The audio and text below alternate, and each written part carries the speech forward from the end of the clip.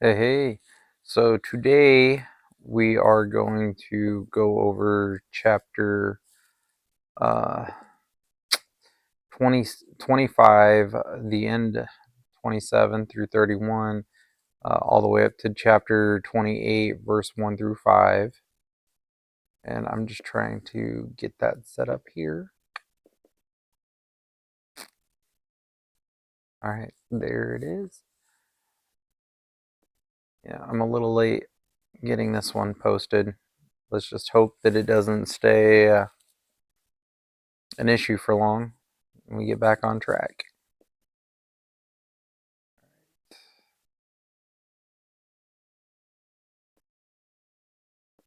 All right. And we'll do 27. Esau sells his birthright. As the boys grew up, Esau became a skillful hunter. He was an outdoorsman, but Jacob had a quiet temperament, preferring to stay at home. Isaac loved Esau because he enjoyed eating the wild game Esau brought home, but Rebekah loved Jacob.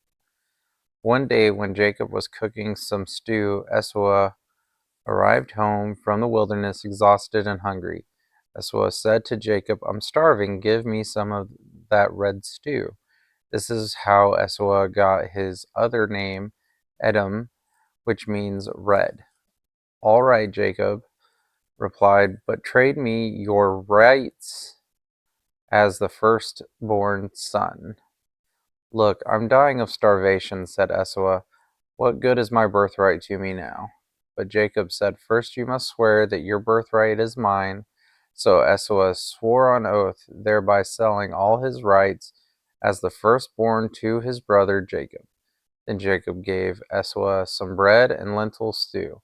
Esau ate the meal, then got up and left. He showed contempt for his rights as the firstborn. Isaac deceives Abimelech. A severe famine now struck the land, as had happened before in Abraham's time. So Isaac moved to Gerar, which Abimelech, king of the Philistines, lived. The Lord appeared to Isaac and said, "Do not go down to Egypt, but do as I tell you. Live here as a foreigner in this land, and I will give you a bless. Oh, uh, Yeah.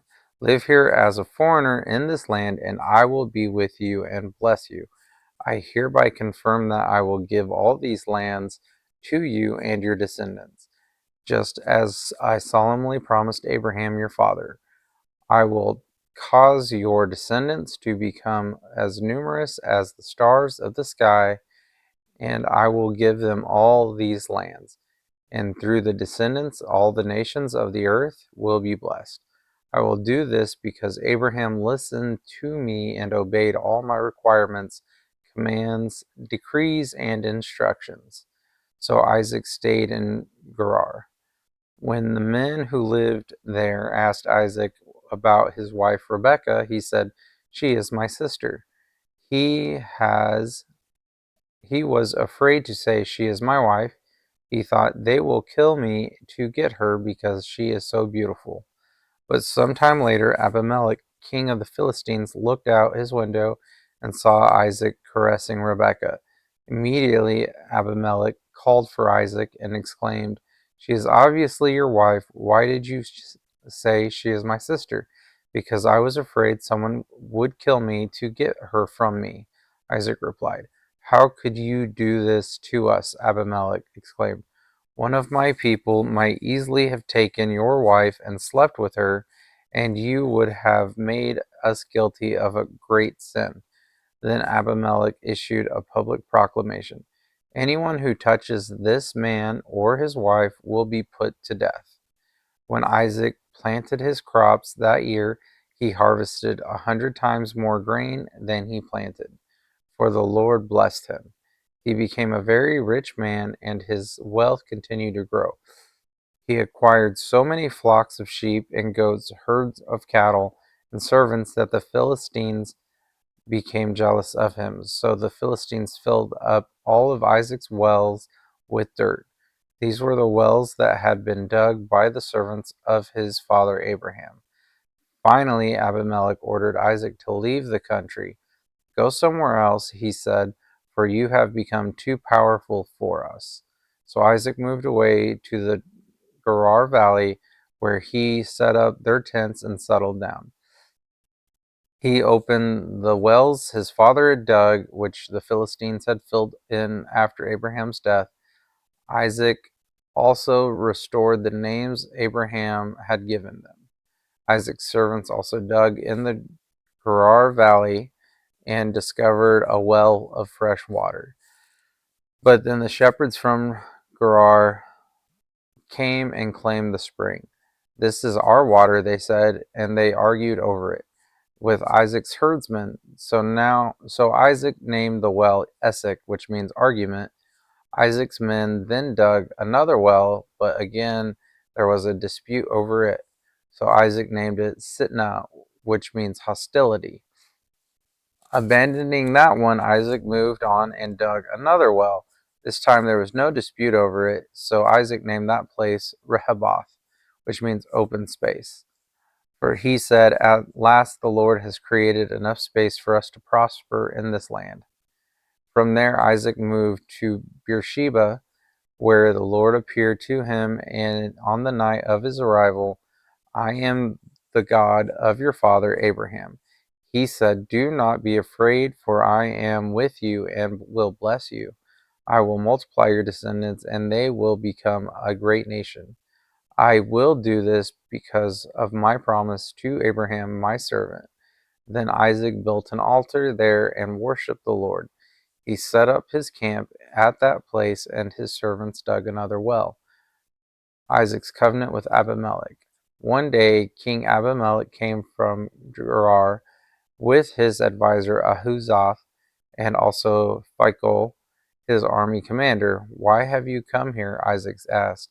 You obviously hate me since you kicked me off your land. They replied, we can plainly see that the Lord is with you, so we want to enter into a sworn treaty with you. Let's make a covenant, swear that you will not harm us, just as we have never troubled you. We have always treated you well, and we sent you away from us in peace. And now look how the Lord has blessed you. So Isaac prepared a covenant feast to celebrate the treaty, and they ate and drank together. Early the next morning, each took a solemn oath not to interfere with each other. Then Isaac sent them home again, and they left him in peace. That very day, Isaac's servants came and told him about a new well they had dug. We've found water, they exclaimed. So Isaac named the well Sheba, which means oath. And to this day, the town that grew up there is called Beersheba, which means well of the oath. At the age of 40, Esau married two Hittite wives, Judith and the daughter Beeri, and Basemath, the daughter of Elon. But Esau's wives made life miserable for Isaac and Rebekah.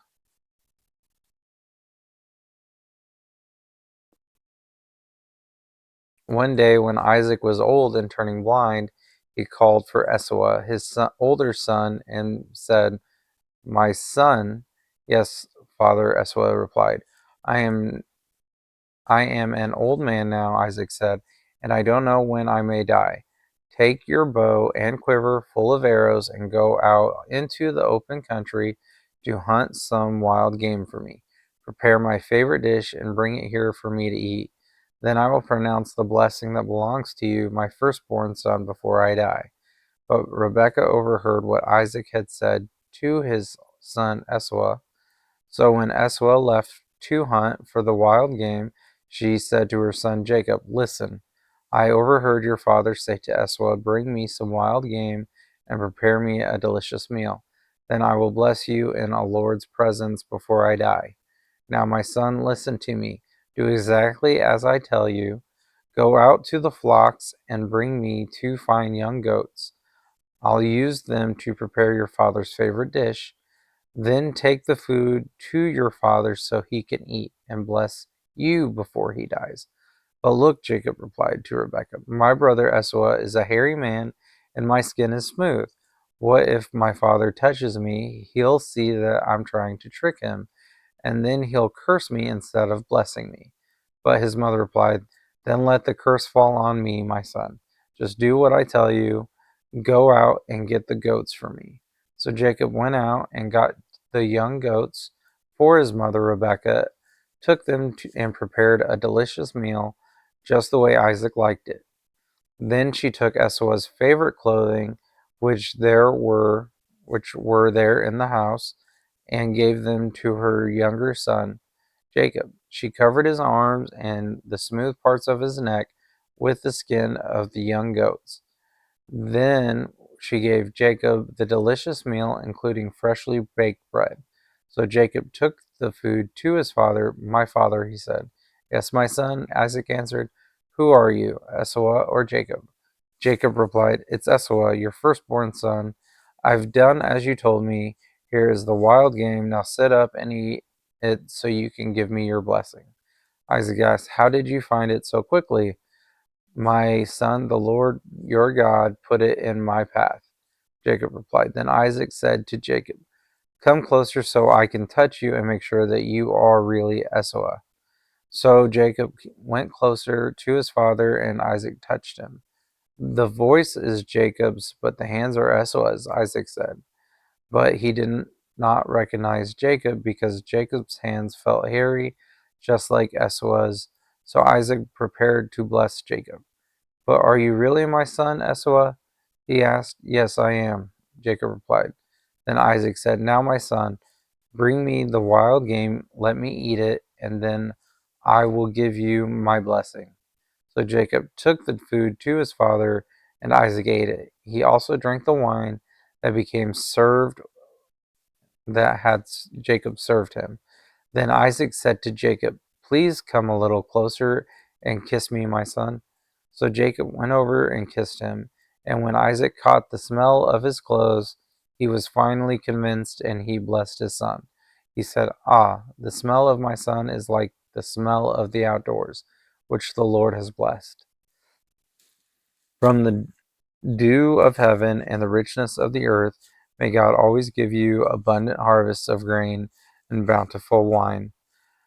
May and bountiful new wine. May many nations become your servants, and may they bow down to you. May you be the master over your brothers, and may your mother's sons bow down to you. All who curse you will be cursed, and all who bless you will be blessed. As soon as Isaac had finished blessing Jacob, and almost before Jacob had left his father, Esau returned from his hunt. Esau was prepared a delicious meal and brought it to his father. Then he said, sit up, my father, and eat my wild game so you can give me your blessing. But Isaac asked him, who are you? Esau replied, it's your son, your firstborn son, Esau. Isaac began to tremble uncontrollably and said, then who just served me wild game? I have already eaten it and blessed him just before you came. And yes, that blessing must stand. When Esau heard his father's words, he let out a loud, bitter cry. Oh, my father, what about me? Bless me too, he begged. But Isaac said, your brother was here, and he tricked me. He has taken away your blessing. Esau exclaimed, no wonder his name is Jacob, for now he has cheated me twice. First he took my rights as a firstborn, and now he has stolen my blessing.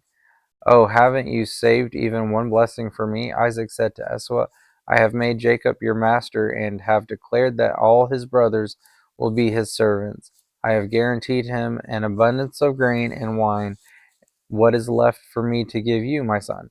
Esau pleaded. But do you have only one blessing? And my father bless me too. And then Esau broke down and wept. Finally, his father Isaac said to him, you will live away from the richness of the earth and away from the dew of the heaven above. You will live by your sword, and you will serve your brother. But when you decide to break free, You will shake his yoke from your neck. Jacob flees to Paddan Aram. From that time on, Esau hated Jacob because their father had given Jacob the blessing, and Esau began to scheme. I will soon be mourning my father's death, then I will kill my brother Jacob. But Rebekah heard about Esau's plans, so she sent for Jacob and told him, Listen, Esau is consoling himself by plotting to kill you. So listen carefully, my son. Get ready to flee to my brother Laban in Haran. Stay there with him until your brother cools off. When he calms down and forgets what you have done to him, I will send for you to come back. Why should I lose both of you in one day? Then Rebekah said to Isaac, I'm sick and tired of these local Hittite women. I would rather die than see Jacob marry one of them. So Isaac called for Jacob, blessed him, and said, You must not marry any of these Canaanite women. Instead, go at once to Paddan Aram, to the house of my grandfather Bethuel, and marry one of your uncle Laban's daughters. May God Almighty bless you and give you many children, and may your descendants multiply and become many nations. May God pass on to you and your descendants the blessings he promised to Abraham. May you own this land where you are now living as a foreigner, for God gave this land to Abraham. All right, and that is it. So Isaac sent Jacob away, and he went to Paddan Aram to stay with his uncle Laban, his mother's brother, and son Bethuel, and the Aramean. Okay, so we're going to stop there for today. I didn't realize how tilted this was. Sorry, guys, looking at me sideways. All right, thank you, and we'll start day 10 next.